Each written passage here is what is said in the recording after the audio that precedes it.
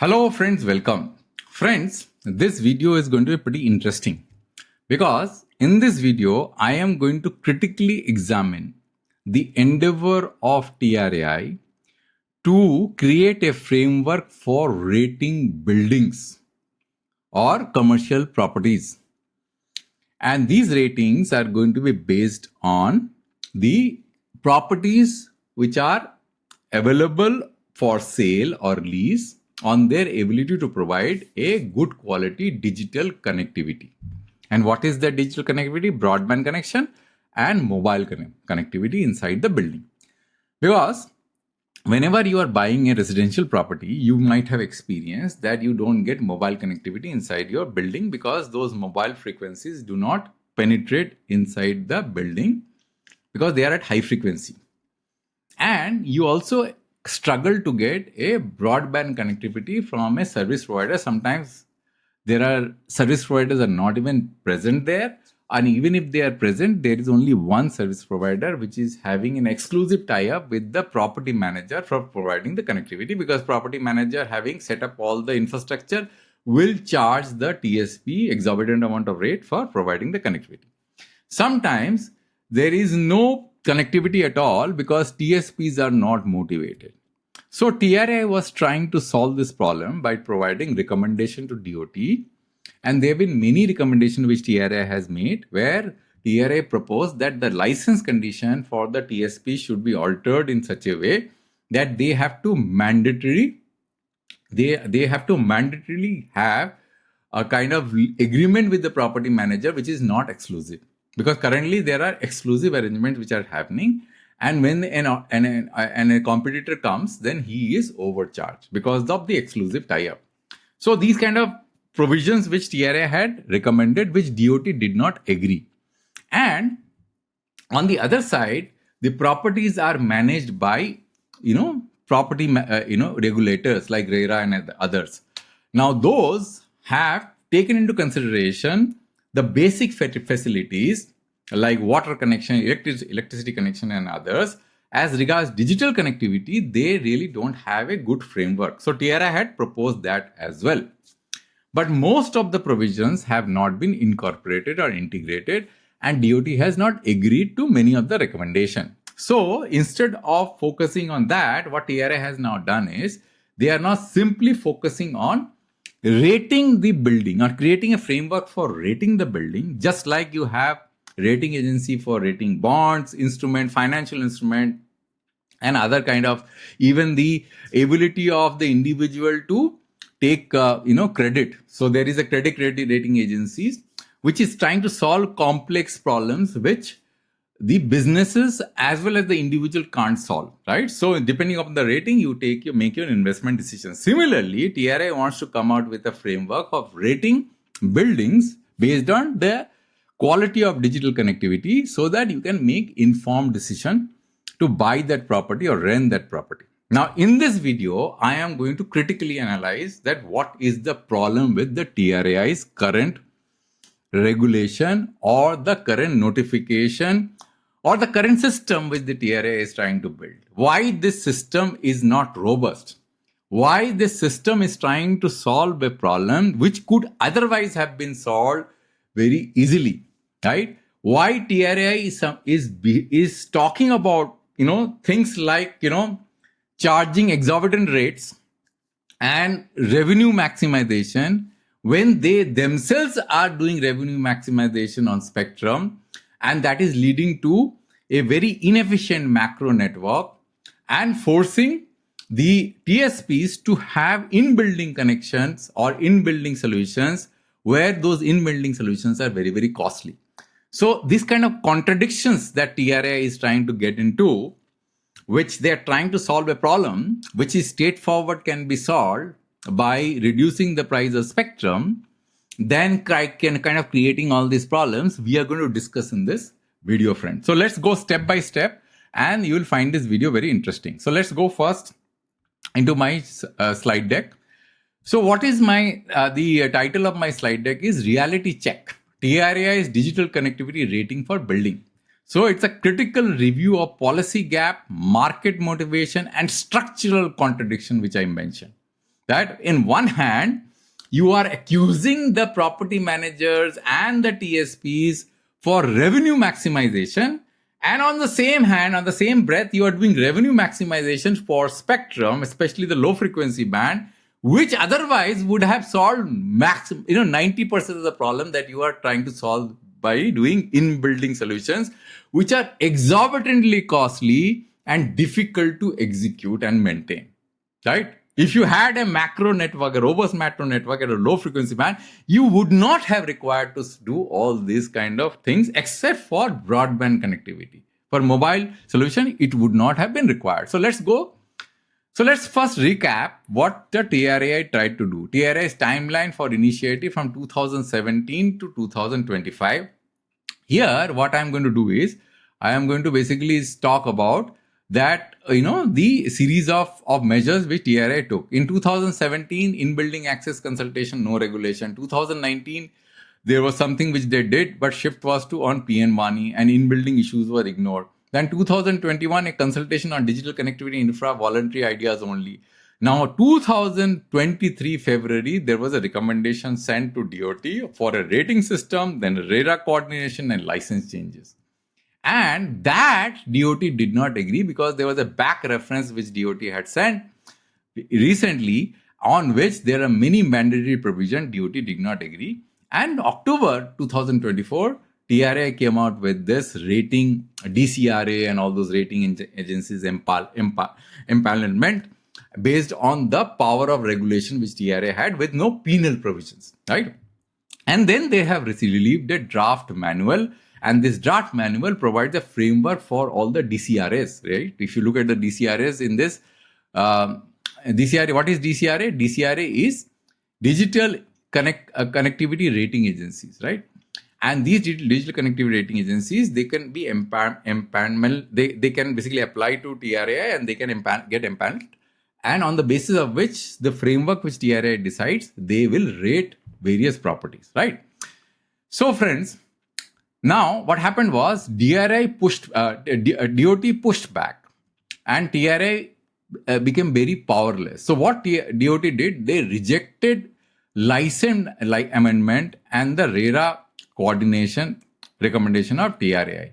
They refused the word digital connectivity that TRAI has used as ambiguous. They said that this is not in alignment with the new Digital Act of 2023. Or the Telecom Act of 1885. The rating, they talked about, the DOT talked about that rating cannot be made mandatory, it has to be voluntary. And there is no mandate for fair access and pricing for TSP presence. See, if you look at the TRAI's recommendation, TRAI have been focused on this point that the pricing has to be fair. There should not be in revenue maximization. And this is where I find this very, very hilarious and funny. TRAI has been doing revenue maximization on the easiest path of providing this connectivity, the mobile connectivity, 5G, 6G, 3G, 4G, which is low frequency band, 600, 700, 800, 900, where they have raised the price as if this is gold and platinum. If you have these spectrum bands allocated to the mobile service provider with adequate quantity, you would not require any IBS solution in 95% of the property, friends. There is no need for any IBS solution. You will be able to get in-building penetration very easily in most of the residential property, except in tunnels, in metro tunnels, and in maybe in airport, etc., where IBS solutions will be required. But TRAI does not talk about reducing spectrum pricing, and it talks about it kind of providing allegation or giving gyan to the property managers and others that they should not do revenue maximization. So this actually is quite contradictory, right? And it does not resonate with, the practices which TRAI is doing on their own, and they are raising the prices of spectrum and made the market completely, they have drove the market towards monopoly, and in the process, is driving Vodafone Idea out of business. TSP's builders can't ignore can ignore ratings with no penalties, right? So that's why the TRAI's regulations are completely powerless. And without legal backing, the entire framework lacks enforceability. Why will it fail in residential housing? Because the problem with this rating is that once you make a rating, I, as a buyer, a property buyer, I am going to go and investigate myself in my flat whether there is a broadband connection, whether there are multiple people available in my this or not, in my flat or not. I have an option of Airtel, Reliance Jio or not, whether they will really be interested in that or not, whether I will take my phone and go around the building premises and see whether there is mobile connectivity or not. These are problems which are easy to solve. These are not complex problems like financial instruments. I can't do that myself. I have to do a lot of data analysis and research. Here, I can go with a mobile phone. I can physically go and check whether I'm getting the connection or not. So even if a particular building is rated A or B or C, just because by looking at the rating, I'm not going to blindly buy a property or rent a property. I'm going to physically go and check. So what is the purpose of such a rating system? I do not understand. Unless and until people start buying property through the internet, just like we buy stocks. That we don't do, right? Nobody will do that, right? There is no way anybody will do that. I don't think that, viewers, anybody is interested in buying property just by looking at the website and clicking and paying. It is not going to happen, right? So you're going to go physically check. Now, let's say if there is a building with an A rating or the highest rating, and you have gone there and you say, oh, everything is fine, everything.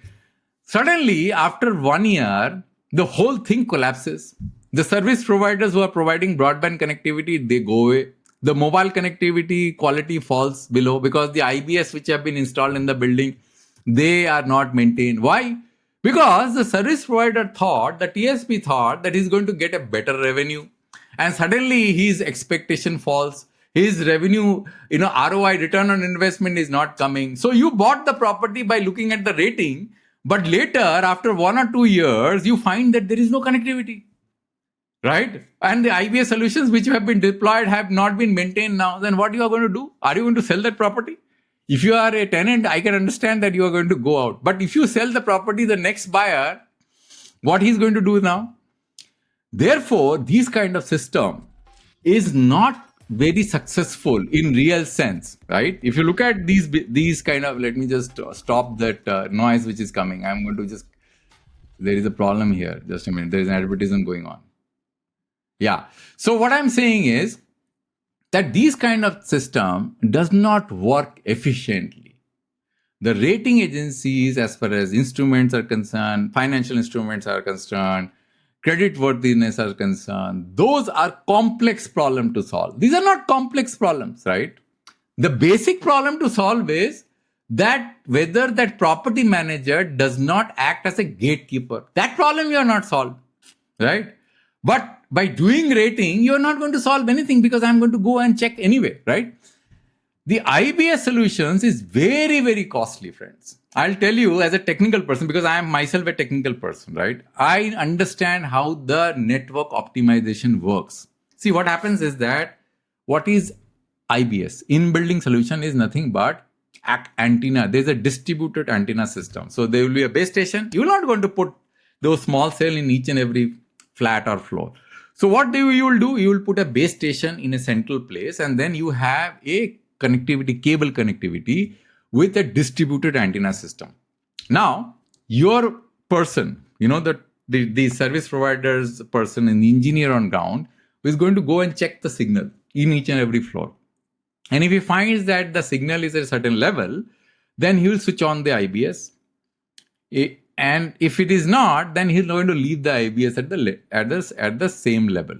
Then there are other considerations which kind of determines the switching on and off of the IBS. Let's say if your competitor is there or your competitor is not absent, then you don't even care. Even if your signal quality is poor, why would you like to maintain an IBS there?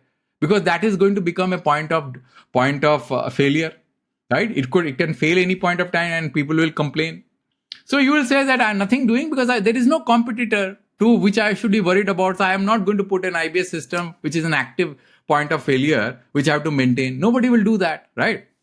And then if you really have, and the IBS, there is another problem, because if your power level in IBS is very high and it is going to radiate huge power, typically these are controlled, it can cause, optimization problem in your macro network, because there will be interference which will basically happen. There will be signal collusion which will happen between the IBS and the macro network. So designing an IBS is also very, very complicated thing. It is not only a costly affair, but it is a complicated thing. It is much better to have a macro network robust enough at a low frequency band with signal penetrating inside the building. That is a much more easier problem to solve than having an IBS based solution. No legal mandate for fair access, which I was talking about. That is the problem to solve, right? Access, the fair access. People should not act as a gatekeeper. Like, I want to provide broadband connectivity, and the facility manager, the property manager says that you have to pay so much amount of money, otherwise not going to let you in. That's the problem. Which problem TRAI tried to solve but did not get solved. DOT did not agree. The rating is not going to solve the problem at all. TSP likely to skip or abandon ISB and infra because of the reason I told you. Buyer won't choose home based on rating because these ratings are not going to sustain for a long period of time, because the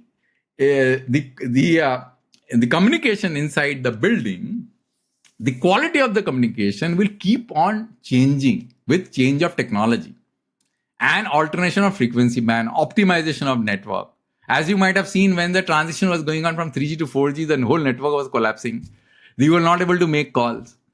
So how will you decide, how to buy the building, right? It's not possible. You cannot have a continuous rating system of a particular level of quality maintained just like you do it even for stocks. This is being done on a repeated basis in every 2 months or 3 months or the time frame. The rating agencies keeps on changing rating, and here making a change of rating with all the properties in your building is going to be a nightmare, right? It is not possible. Why investment rating works for, investment rating like S&P, ICRA, CRISIL, they work, and DCRA rating will fail, as I told you. Investment ratings simplify complex financial risk problems. DCRA rating don't solve hard problems. These are small, easy problem. The basic problem to solve is equitable access, fair access, not charging exorbitant rates. Those are the problem to solve, which we are not solving, right? Credit rating influence interest rate, capital access. DCRA rating lack financial consequences. Therefore, they are very, very marginal, because people will not buy property just because you have as I told you, that you have got A rating, right? Then we have got CARA, SEB regulated, DCRA are voluntary, lack enforcement authority, market trust, top agencies. Now agencies are going to be empaneled right now. Their worthiness, their credibility is going to be questioned. So we don't know what they are going to talk about. Even if a particular agency rates a particular property A, we don't even trust that agency, even if they are empanelment, in TRAI. Investment ratings are dynamic. DCRA is valid for 3 years. Even if infra worsen, IBS infra can degrade without upkeep. No liability for TSP post rating. Property buying decision depends on price, location, builder reputation, not on these DCRA stars. Without mandatory fair access pricing and legal backing, DCRA is just symbolic, right? So structural flaws and policy contradiction. TRAI promotes indoor infra, keeps low band spectrum costly, which is the most critical thing to do. If you look at the low band spectrum, like the 600 is completely lying idle. 700, 10 megahertz with Reliance Jio, 10 megahertz with BSNL, and the rest of the spectrum out of the 45 megahertz, we have got 20 megahertz given to the TSPs. The rest has been given to railways, defense, and others. They are wasting that spectrum. 800 megahertz, 50% of the spectrum is lying free. 900 megahertz, there are so much amount of spectrum being used by BSNL, lying free, or used for GSM, right? Not for 4G and 5G. Emphasis on manuals, logo, and empanelment, not on enforcement. TSPs can't justify IBS without legal and commercial certainty, right?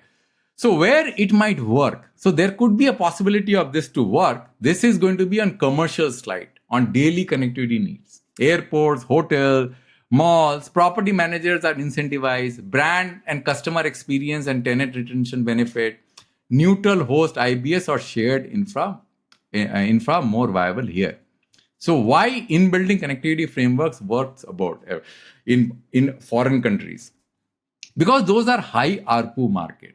If you have a high ARPU market where consumer is demanding and the mobile operators are getting properly remunerated by providing these solutions so that they don't lose the consumer and they keep making calls, then it makes sense. Here it is, the ARPU is so low, the investment is so high, you can't even provide macro site and maintain those macro site. You find it so challenging. You can't buy spectrum. You are defaulting on spectrum payment. It becomes very difficult to maintain IBS and deploy because of the high operating and maintenance cost. Mandatory access provision is a law. So the problem which TRAI was trying to solve, that the property manager is acting like a gatekeeper, is being solved there, where there is a mandatory provision there. So here there are no mandatory. DOT has not agreed to that. They have rejected TRAI recommendation. Competitive market drive operators to differentiate quality, differentiated by quality of indoor coverage. Government-backed neutral host or shared infra model are common. Regulatory alignment with construction norms and urban planning agencies. There are some. These are the examples. You can read. Pause the video and read. Right. So final takeaway and focus on real bottlenecks. Fixed spectrum price makes sub-gigahertz affordable. If you make sub-gigahertz spectrum affordable, you will not be required to do any kind of IBS planning inside the building. Most, out of 95% of the residential building, there is no need to do any IBS planning. The low frequency band penetrates. And if you have mismanaged low frequency band, then you kind of go around and doing all this thing. These are going to be more like optics. You are not solving the real problem, TRAI. So solve the real problem. You have raised the price of spectrum and you are trying to solve a problem, in a very complicated way. It is not worth it, right? Amend Telecom license to prohibit exclusivity. So if you really want to solve the problem of gatekeeping, this problem of exclusivity has to be solved, which DOT did not agree. Coordinate with RERA and other agencies. Current ratings are non-binding and cosmetic. Real changes needs enforceable reform, not voluntary frameworks, right? Just like in other countries. So friends, that's all in this video.